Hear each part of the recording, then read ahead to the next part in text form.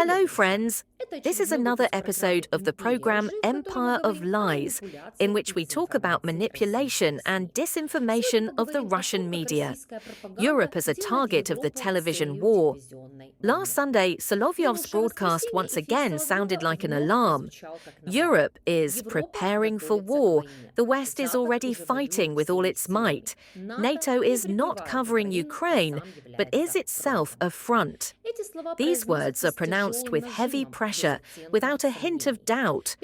The viewer is presented with a picture of the world in which Russia is a besieged fortress, and Europe is an aggressor that is just waiting for the moment to strike.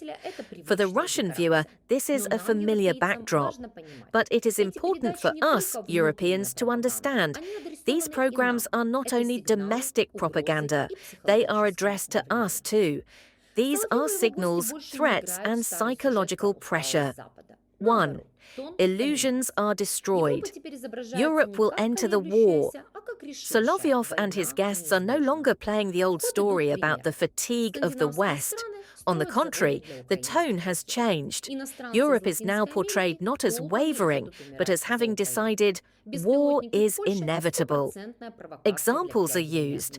Scandinavian countries build factories for Ukrainian missiles.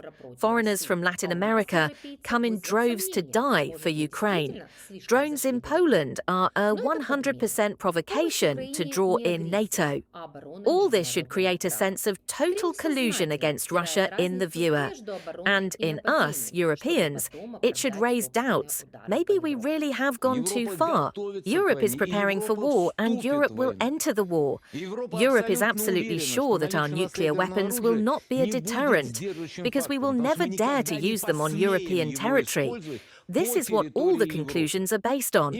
Or the second option, they believe that our economy will not withstand. But look, we can once again talk about how we successfully shoot down 96% of all air targets. But the debris, as luck would have it, keeps falling on our oil infrastructure. We can still say that we must show humanity and that this is so important. And we have peacetime legislation. And we have trains being derailed. We have Rosgvardia officers dying.